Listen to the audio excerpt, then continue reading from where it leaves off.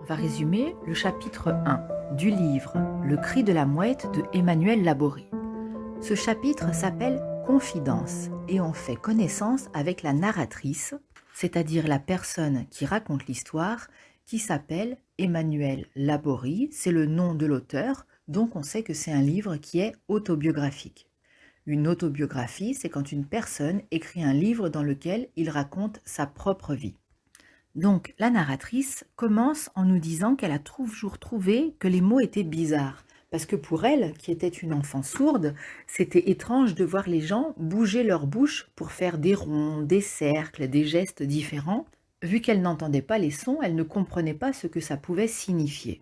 Donc, elle a appris petit à petit quelques mots qu'elle pouvait imiter, les mots les plus simples. Par exemple, papa, maman, elle avait réussi à les dire en imitant les autres. Mais les concepts abstraits, c'est-à-dire les mots qui ne représentent pas un objet mais une idée, comme par exemple le temps, aujourd'hui, hier et demain. Ces mots-là, elle n'arrivait pas à les comprendre. Parce qu'un enfant qui entend, on lui explique avec des mots depuis tout petit. On lui dit demain tu vas aller à l'école, l'enfant il dit c'est quand demain, on lui dit bah, c'est quand tu auras dormi, c'est le jour d'après, etc. Mais elle, ces trois mots-là, ces trois concepts de temps, avant, après et le présent, elle ne les maîtrisait pas. Donc pour elle, il y a beaucoup de choses qu'elle ne pouvait pas comprendre. Et quand elle a enfin réalisé ce que ça voulait dire, ça lui a ouvert tout un tas de possibilités et elle a compris qu'elle allait pouvoir commencer à apprendre des choses abstraites.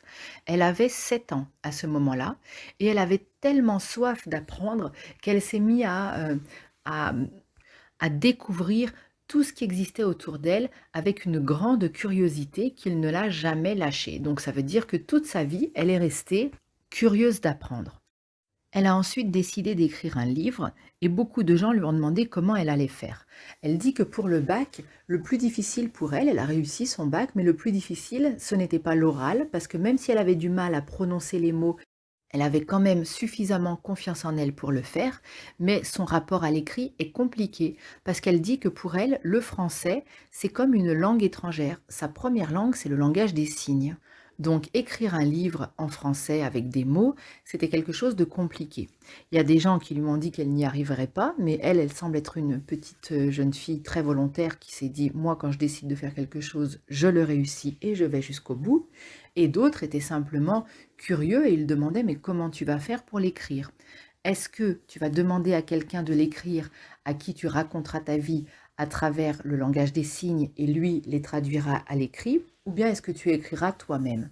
Et elle a dit que finalement, elle allait utiliser les deux. Elle va même devenir la première personne sourde à écrire un livre en France. Et elle parle d'un autre succès qu'elle va rencontrer. Elle va devenir comédienne et recevoir un Molière. Et le Molière du théâtre, c'est comme les Césars au cinéma, c'est vraiment une très haute récompense.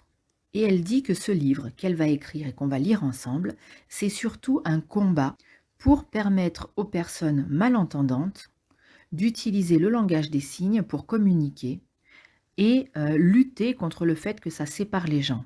Elle dit que le langage des signes est très important pour elle parce que c'est ça qui permet d'être des êtres humains communicants. Communicants, ça veut dire capables de parler les uns aux autres. Et c'est ça qui permet d'accéder à la vie. Fin du résumé du premier chapitre. On va résumer le deuxième chapitre du livre Le cri de la mouette de Emmanuel Laborie. Dans ce chapitre, elle parle de sa petite enfance. Elle dit qu'elle criait souvent parce qu'elle voulait essayer de parler comme les autres ou essayer d'entendre le son de sa voix. Et elle va nous raconter ce que ses parents lui ont dit de cette époque. À cette époque, ils ont surnommé leur fille la mouette parce qu'elle poussait des cris. C'était un beau bébé en bonne santé et très sage. Il la trouvait surtout très sage parce qu'elle pleurait très peu et que même quand il y avait du bruit autour d'elle, elle continuait à dormir. C'était des gens qui venaient d'une famille de marins et du coup pour eux les mouettes ça faisait partie de leur existence et ils trouvaient ça mignon d'appeler leur fille la mouette. Elle dit, c'est un peu drôle quand on y pense maintenant parce que entre la mouette et la muette, il y a quand même une ressemblance. Et c'est son oncle paternel qui a dit en premier, Emmanuel crie parce qu'elle ne s'entend pas. Du coup, ses parents, ils sont un peu dans le déni. Ils vont même oublier, par exemple, que leurs grands-parents se sont mariés à l'Institut national des jeunes sourds de Bordeaux.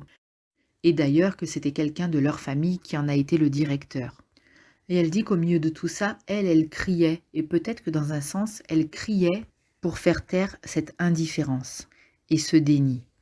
Ensuite, sa maman lui raconte que le pédiatre l'a prise pour une folle quand elle a essayé de lui dire que sa fille n'entendait pas parce que apparemment elle percevait les vibrations et quand une porte claquait, elle se retournait. Et le pédiatre a fini un jour, exaspéré par cette maman qui disait que sa fille n'entend pas, par claquer la porte à côté d'elle et de dire: «Bon, vous voyez bien que votre fille se retourne, alors maintenant c'est vous qui devez aller vous faire soigner». Donc elle en veut à ce pédiatre qui ne l'a pas entendu et elle s'en veut à elle aussi de l'avoir cru. Du coup, les parents se mettent à avoir une relation un peu bizarre avec leur fille parce qu'ils voient qu'il y a un truc qui cloche, mais ils savent pas ce que c'est. Et du coup, ils sont un petit peu mal à l'aise avec elle. Et puis un jour, ils l'emmènent consulter dans un grand hôpital parce qu'ils pensent qu'elle a un problème psychologique. Et lui, il dit non, votre fille, elle est sourde profonde. Et ils se mettent à faire des tests. Et la mère, elle réalise d'un coup que c'était évident qu'elle était sourde parce que ils mettent des sons très forts et elle dit ça me perçait les tympans et toi tu ne réagissais pas du tout. Elle va alors demander 3 choses. Est-ce que ma fille parlera? Ils disent oui, mais ce sera long. Elle demande comment faire. Donc on lui dit que il faut un appareil et une rééducation orthophonique et eux lui demandent de ne surtout pas utiliser le langage gestuel. Elle demande aussi si elle peut rencontrer d'autres adultes sourds et le docteur va dire non, il vaut mieux pas parce qu'en fait, ils sont d'une autre génération où on n'avait pas toutes nos techniques actuelles et du coup, ça risque de vous décourager parce qu'ils ne sont pas devenus des adultes très autonomes, quoi. Du coup, les parents se mettent à rechercher de toutes les façons d'où vient cette surdité. La mère culpabilise, elle pense qu'elle a peut-être eu quelque chose pendant la grossesse. Ils cherchent chacun du côté de leur famille d'où vient cette surdité. Et elle dit, c'est très mauvais, il ne faut pas faire ça pour l'enfant, parce qu'évidemment, c'est comme de dire à l'enfant que quelqu'un aurait commis une faute. Et c'est pas drôle à vivre pour l'enfant d'avoir le sentiment qu'il ait une faute. Et à la fin, elle donne son point de vue à elle sur sa petite enfance et elle dit que finalement de 0 à 7 ans, elle a quasiment aucun souvenir, que des images mais sans les sons. Et surtout, il y a cette absence de notion de temps, de ne pas savoir la chronologie des événements, ce qui fait que pour elle, quand on lui disait c'est hier ou c'est demain, elle se demandait mais c'est où hier et ça veut dire quoi demain? Et même sa mère, dit c'était difficile de s'adresser à elle parce qu'elle n'osait même plus lui dire, «Je t'aime». Elle disait: «À quoi ça sert de lui dire "je t'aime" si elle ne l'entend pas?» Et bien sûr, un bébé, il a besoin d'être aimé, qu'on lui dise ou qu'on lui dise pas, il n'a pas besoin qu'on ait ce mal-être et ce malaise en face de lui. Elle termine en rapportant des propos de sa mère qui dit: «Tu étais assise dans ton lit, tu me voyais disparaître et revenir avec surprise, tu ne savais pas où j'allais». Et finalement, c'était une image de maman qui apparaît et qui disparaît sans lien entre les deux. Et c'est la fin du résumé du 2e chapitre. Maintenant, on va résumer ensemble le 3e chapitre du livre Le cri de la mouette. Ce chapitre s'appelle Le silence des poupées. On est toujours dans l'enfance et l'auteur, qui est donc Emmanuel Laborie, va nous raconter surtout la relation avec sa maman. Cette relation, elle a pu avoir lieu grâce à une dame. C'est une orthophoniste, on ne sait pas son nom, c'est pas cité dans le chapitre. On sait juste qu'elle utilisait une méthode qui s'appelle Borel-Messoni.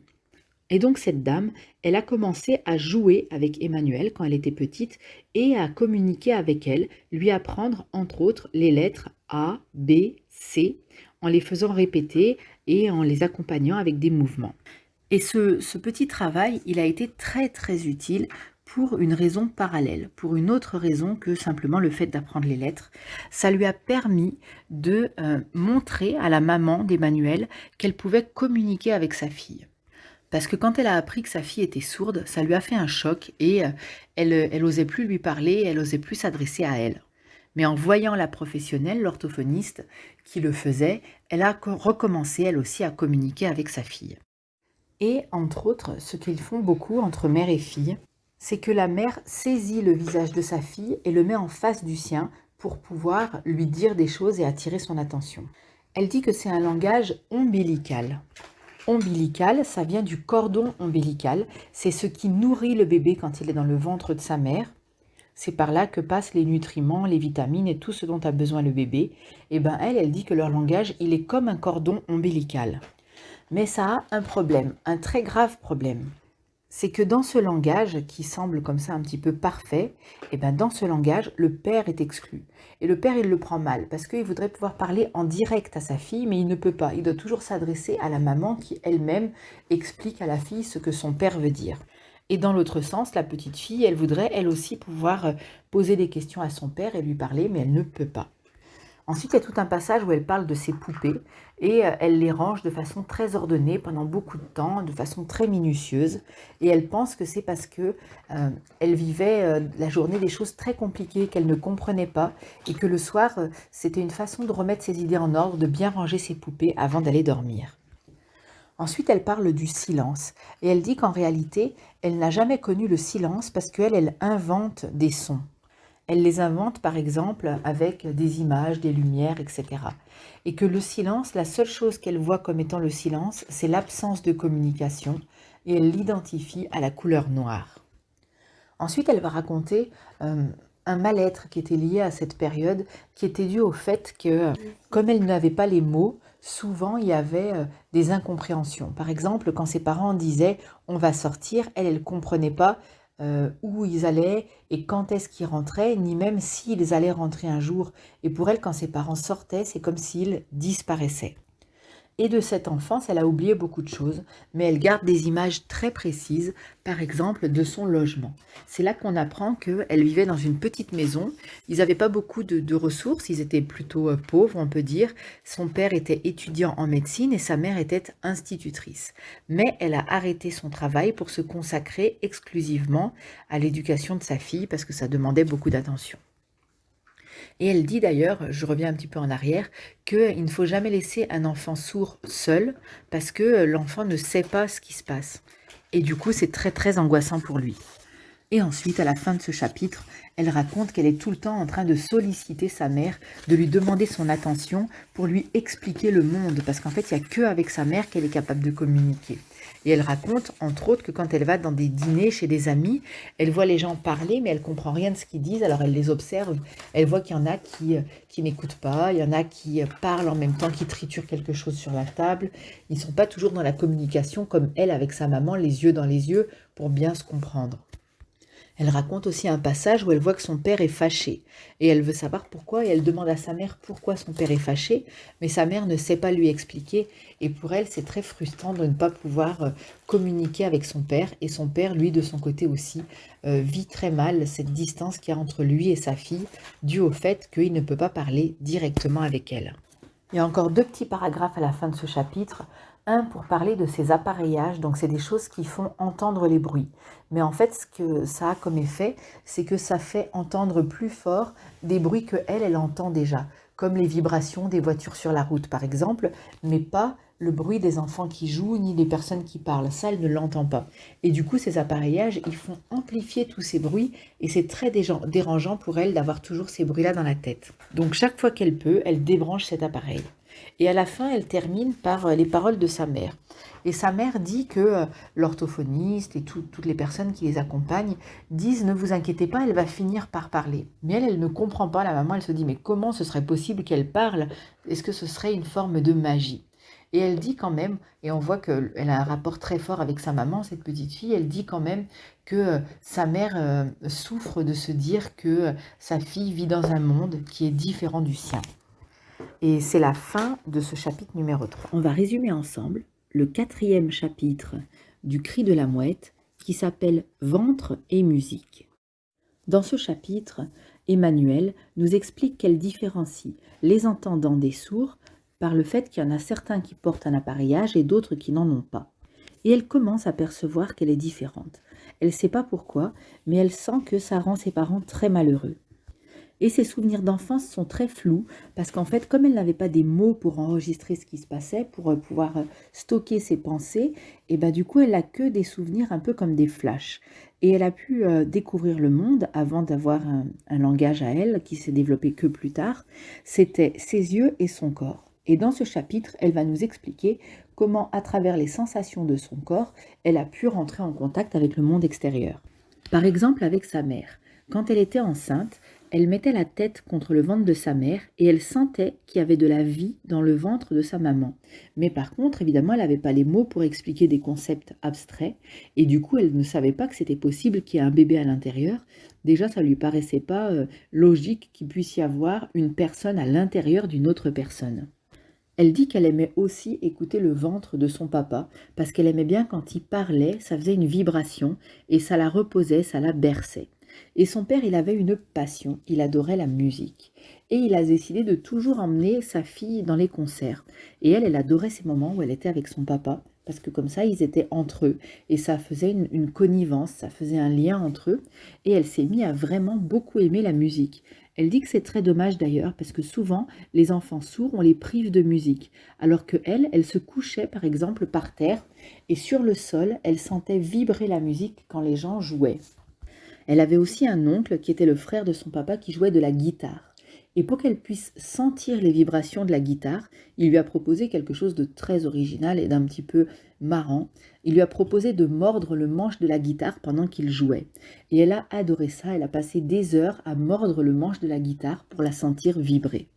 Même sa mère, elle a essayé pour voir ce que ça donnait comme sensation, mais bon, pour elle, c'était un petit peu énervant. Elle a dit à sa fille que ça lui résonnait dans la tête, ça lui a pas plu comme ça plaisait à sa fille.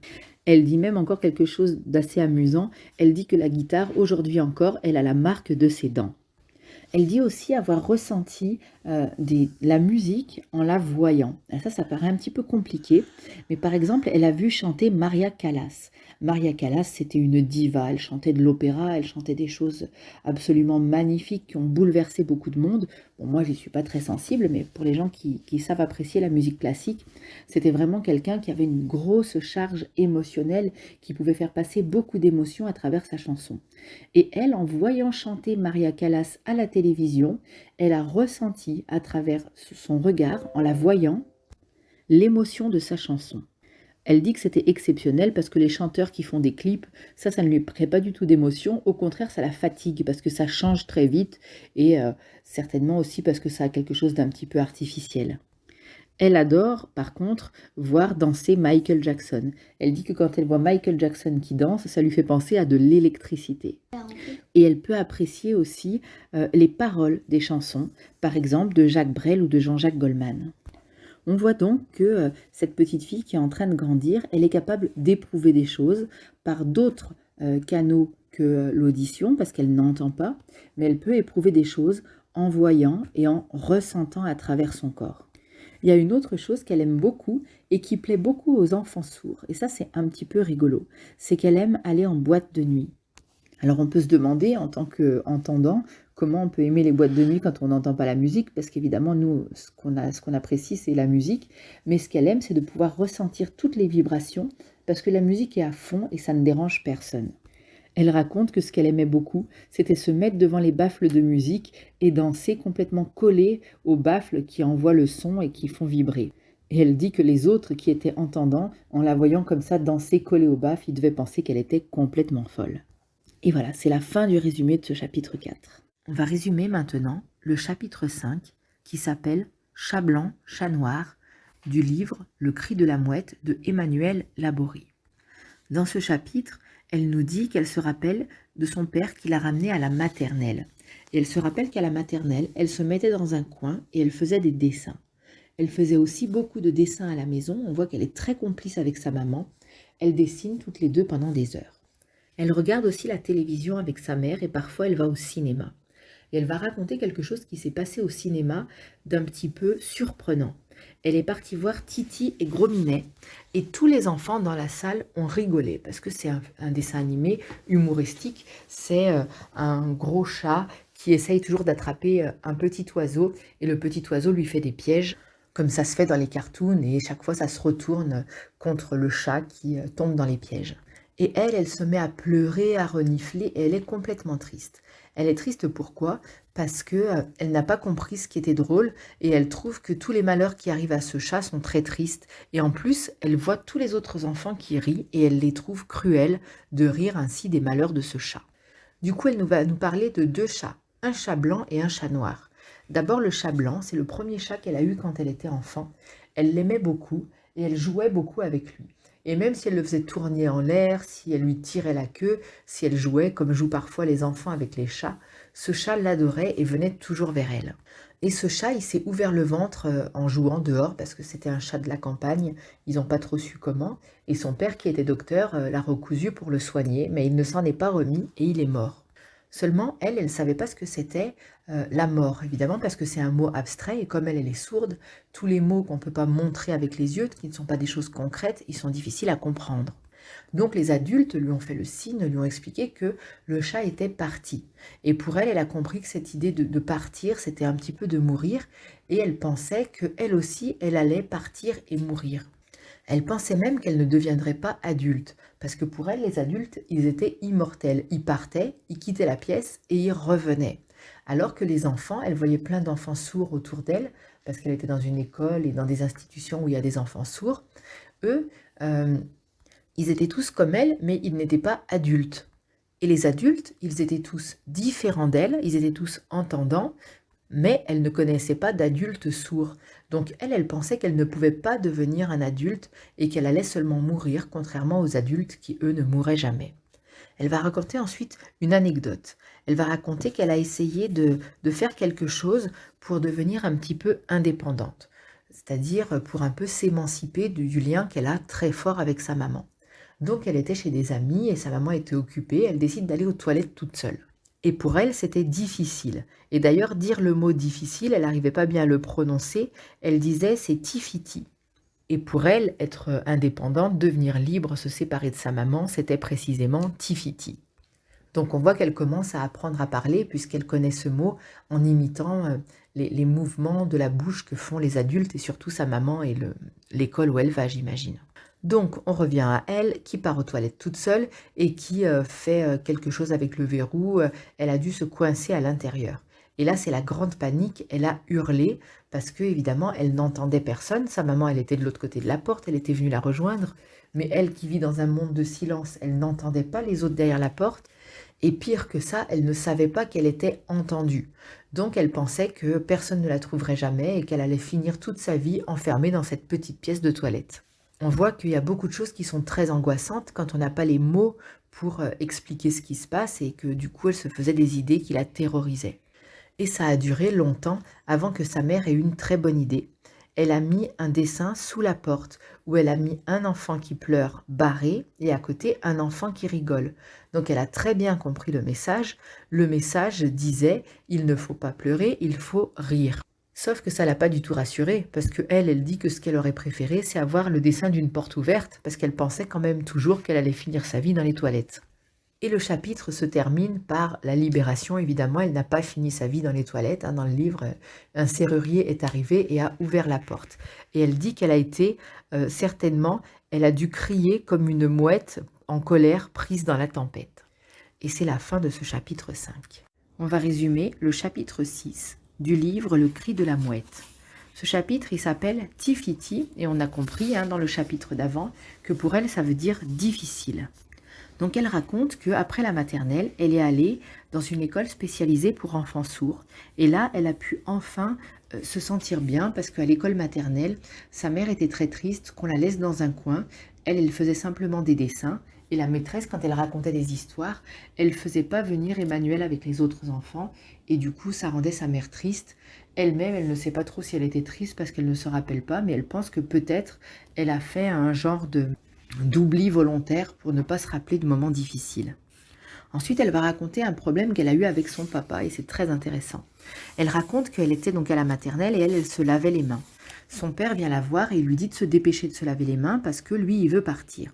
Et ça arrive tout le monde, même avec les enfants entendant. Et elle répond non, je dois d'abord finir de me laver les mains.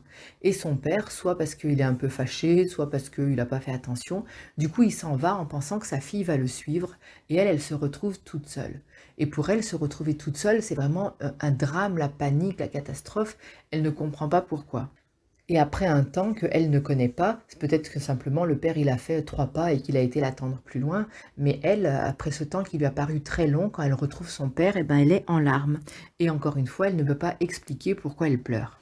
Elle dit que la communication avec son père était toujours difficile et certainement que pour son père aussi, ça devait être difficile.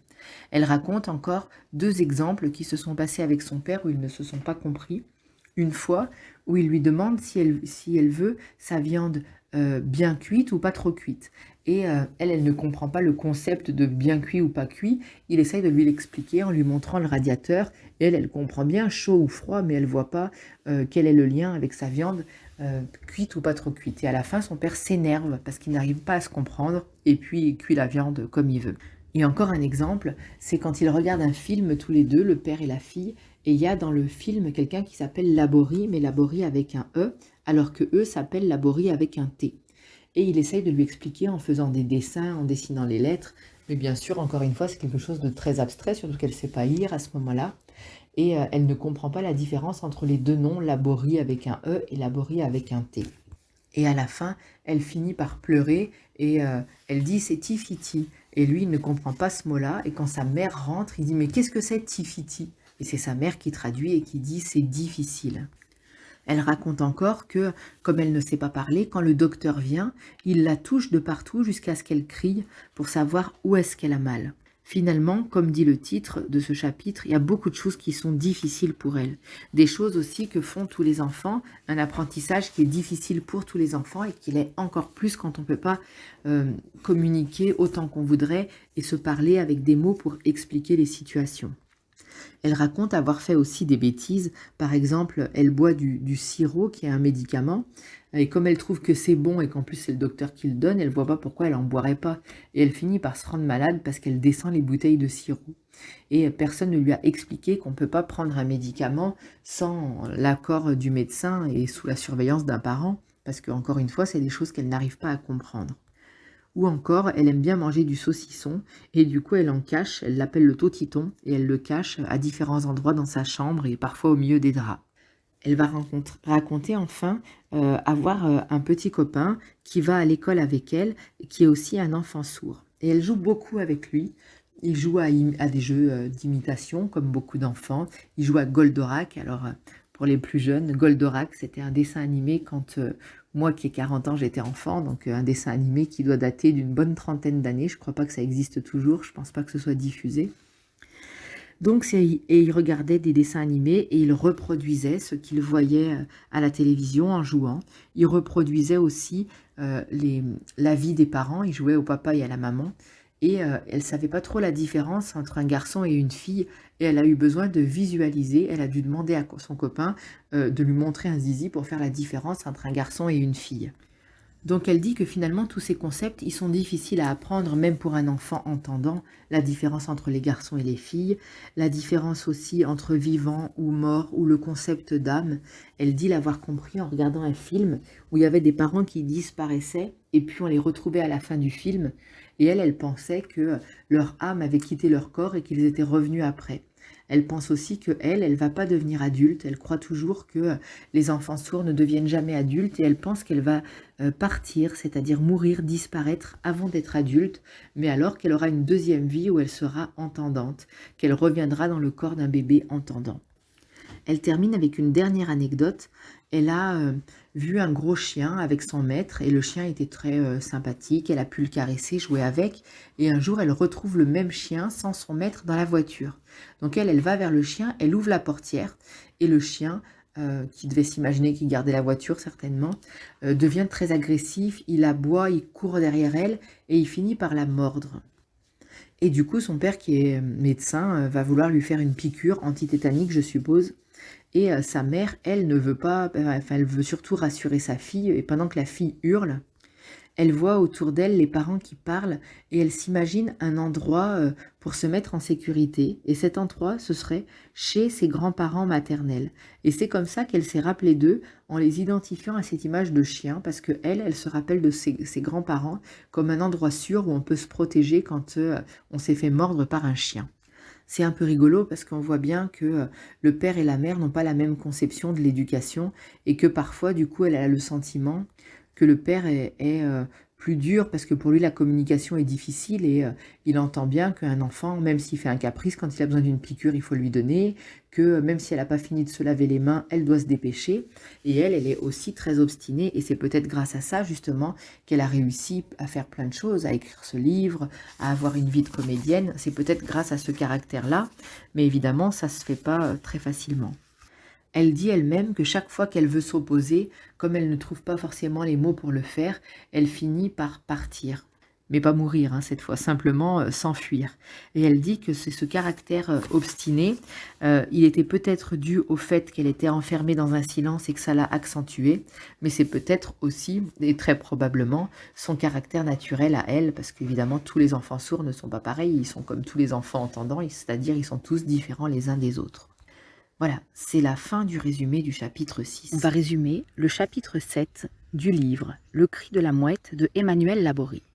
Ce chapitre est « Je m'appelle je ».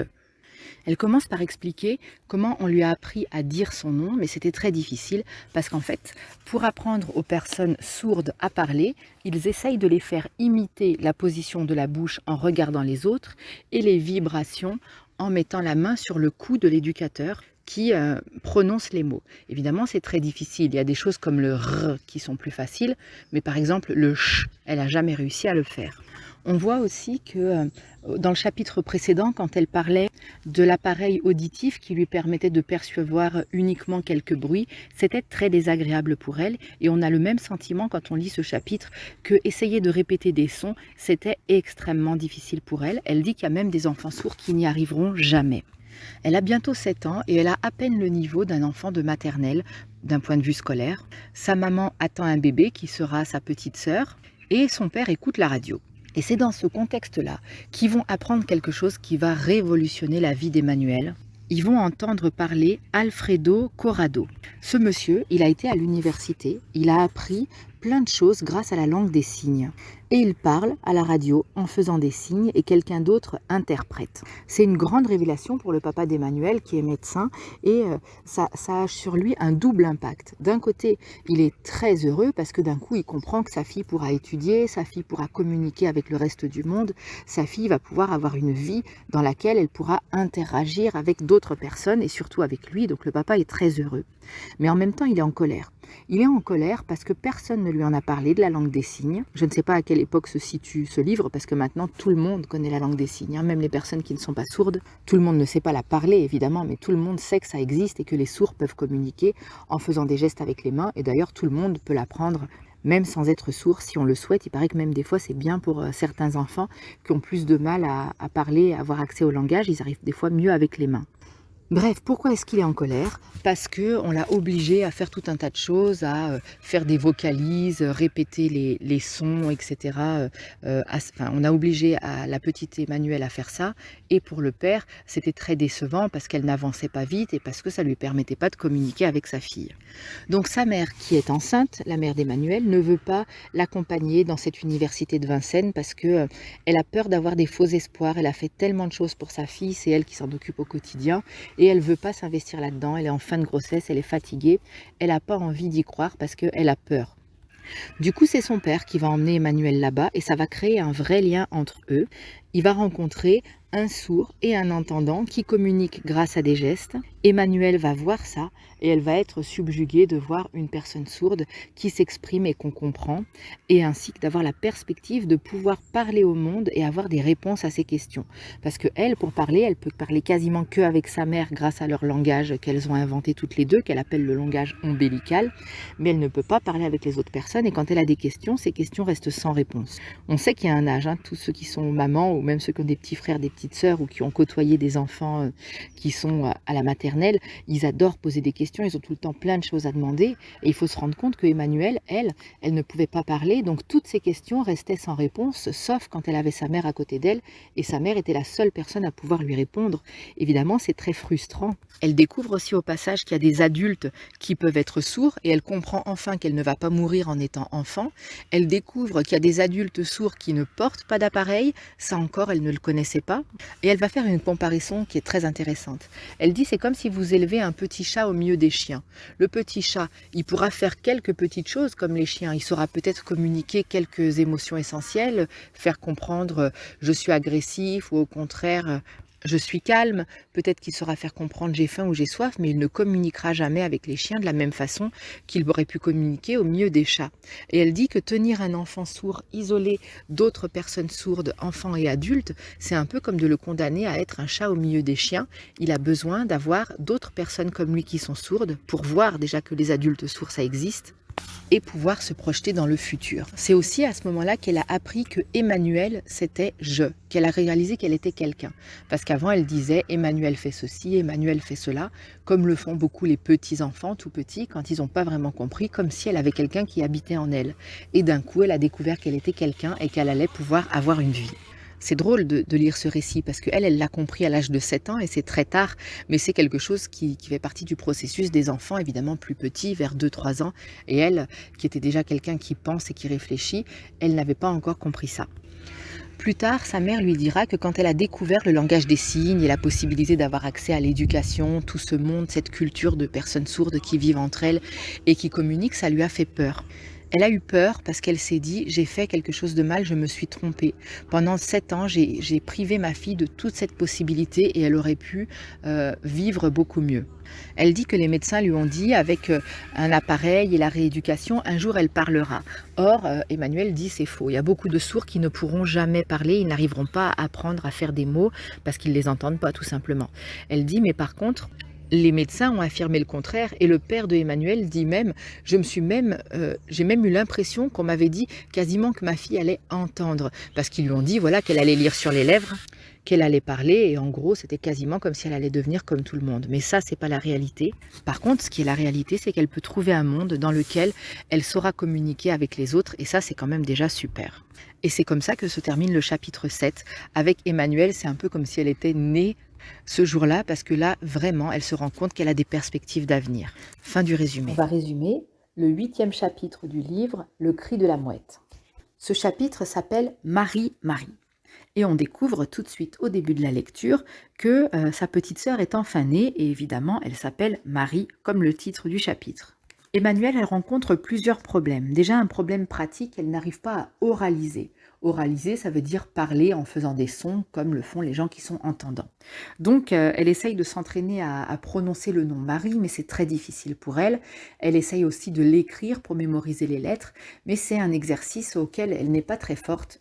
Et on verra plus loin dans le chapitre que pour elle, oraliser, c'est quelque chose qui lui pèse beaucoup parce que c'est très difficile. Elle l'a déjà dit dans le chapitre précédent aussi. Elle se rappelle que le bébé est né à l'hôpital, qu'elle n'aime pas les hôpitaux, et aussi qu'elle n'a pas fait le lien entre le fait que sa mère avait le ventre plat et que le bébé était sorti. On se rend compte de tous ces petits détails parce que elle, qui est sourde, eh ben, elle n'a pas accès aux explications. Donc ce qu'on peut expliquer à un enfant qui a 7 ans en lui parlant, pour elle qui ne maîtrise pas encore la langue des signes, c'est complètement impossible de le comprendre. Elle ne sait même pas par où sort le bébé, elle se dit peut-être par la bouche, peut-être par les oreilles, elle n'en a aucune idée. Ensuite, sa mère, déjà quand elle était enceinte, elle sentait que sa fille, donc son deuxième bébé, entendait parce qu'elle réagissait quand il y avait des bruits extérieurs. Mais quand le bébé naît, tout de suite, elle veut s'assurer que la petite fille, donc le nouveau-né, Marie, entend bien. Et ça va être confirmé, elle entend bien, elle n'a pas de problème, elle n'est pas sourde. Et pour Emmanuelle, ça fait un choc parce qu'elle a le sentiment que du coup, le bébé, c'est pas une alliée pour elle, mais elle est avec ses parents et que maintenant, dans la famille, ils sont 3 contre elle. Ensuite, elle doit apprendre, comme dans toutes les familles, à partager avec ses frères et sœurs, donc avec ce nouveau bébé. Et pour elle, c'est difficile parce que elle aimait être le centre de toute l'attention, qu'on ne choye qu'elle, qu'on ne fasse attention qu'à elle. Et évidemment, maintenant qu'il y a un bébé en plus, ça prend du temps. Sa mère doit aller vers lui quand elle pleure, enfin vers le bébé. Et ça pose un problème à Emmanuelle. Elle dit qu'elle ne voudra pas devenir mère. Donc sa propre mère, elle pense que c'est parce qu'elle est un peu jalouse de sa sœur, mais c'est pas ça le problème. C'est que elle voudrait pas avoir d'enfant parce qu'elle pense que si le bébé pleure, elle sera pas une bonne mère parce qu'elle ne saura pas l'entendre pleurer et que ce problème-là lui paraît insurmontable. Et du coup, sa mère lui dit: «Mais on le sent, une maman, elle sent instinctivement quand son bébé pleure». Et ça la rassure pas du tout parce qu'elle voit pas comment elle pourrait le sentir. Et sa mère finit par lui dire: «Eh ben, t'as qu'à demander aux adultes sourds quand tu vas à Vincennes». Et du coup, Emmanuelle va partir, à son institut à Vincennes et là-bas, elle va poser la question et ils vont donner une réponse très simple. Ils vont dire: quand un parent a un bébé sourd, il y a un capteur de son sous le matelas du bébé et une lumière qui s'allume. Quand le bébé pleure, dans son landau, dans son lit, enfin là où il s'est installé avec le capteur en dessous, il y a une lumière qui s'allume et alors le parent sourd sait que son bébé pleure. Cette solution va tout à fait la convaincre et la rassurer. Maintenant, elle veut bien devenir maman. Et elle va parler aussi de son école. Dans son école, il faut toujours oraliser, ça veut dire parler comme les entendants. Et ça lui pose problème parce qu'on ne leur explique pas forcément les choses. Ils n'ont pas d'accès au langage, seulement à faire des sons. Et c'est très difficile. Ils passent des heures et des heures à répéter des syllabes et des mots que parfois ils ne comprennent même pas. Alors elle essaye d'expliquer aux autres enfants de son école classique ce qu'elle apprend à l'école de Vincennes, le langage des signes, mais les autres, ils ne voient pas quel intérêt ça a. C'est simplement une autre façon de dire des mots qu'ils ont déjà appris et elle sent en être une vocation en elle. Cette vocation, ce serait de permettre aux autres enfants sourds d'accéder au monde du langage des signes et du coup à comprendre et à communiquer comme on l'a fait pour elle, parce que pour elle, ça a été une vraie révélation. Et quand elle est dans son école classique, sa classe d'intégration, elle est malheureuse parce qu'elle a l'impression que ce qu'elle fait est stupide, c'est seulement répéter, répéter, sans qu'on ne lui explique les choses, et elle, ce dont elle a besoin, c'est de comprendre le monde. Elle raconte aussi une anecdote plus sympathique et plus légère. La première fois où elle a perdu sa dent de lait, ses grands-parents lui ont expliqué l'histoire de la petite souris et elle y a vraiment cru parce qu'ils ont bien mis ils ont bien raconté ça. Ils lui ont donné un dessin de petite souris avec une dent. Enfin, quand elle a mis sa dent, elle a reçu une pièce et elle a eu un dessin avec sa dent. Donc elle a vraiment cru que la petite souris était passée. Mais c'est une petite fille maline, elle est intelligente, donc elle s'est dit, bah tiens, je vais refaire pareil le lendemain. Le lendemain, elle remet sa dent et la petite souris lui rapporte encore une pièce. Mais les grands-parents, qui comptent pas passer leur vie entière à donner des pièces toutes les nuits sous l'oreiller d'Emmanuel, prennent la dent. Et du coup, quand elle se lève, elle demande où est passée ma dent parce que elle comptait refaire pareil, évidemment, pour avoir encore une pièce. Et les grands-parents lui disent, bah, c'est la petite souris qui l'a prise, ta dent. Et alors, elle est très fâchée, parce que c'est sa dent à elle, et en plus qu'elle peut plus continuer à avoir sans arrêt une pièce sous son oreiller. C'est plus rigolo, c'est plus léger, et c'est pour montrer qu'elle a quand même sa vie de petite fille, avec des bons moments qui se déroulent un peu comme tout le monde. Et pour terminer, elle parle de la communication avec sa petite sœur qui est encore un bébé. Et le souvenir qu'elle en a, c'est d'avoir essayé d'attirer son attention pour pouvoir communiquer avec elle, mais ça ne marche pas parce qu'elle est bébé et que les bébés ils ne parlent pas quand ils viennent de naître, hein, tout le monde le sait. Mais ils ne communiquent pas non plus énormément. Un bébé, ça n'a pas tout de suite à la naissance plein de réactions. Il faut du temps pour qu'il commence à interagir avec les personnes entendantes ou pas. Et du coup, pour elle, c'est très frustrant parce qu'elle voudrait communiquer avec cette petite sœur. On voit que c'est une petite jeune fille, Emmanuelle, à l'âge de 7 ans, qui a envie de communiquer absolument avec tout le monde. Et du coup, ce petit bébé qui réagit pas très bien, ça l'énerve. Elle essaye de parler, de faire des bruits, mais ça marche pas très bien. Voilà, c'est la fin du résumé de ce chapitre 8 du livre Le cri de la mouette de Emmanuel.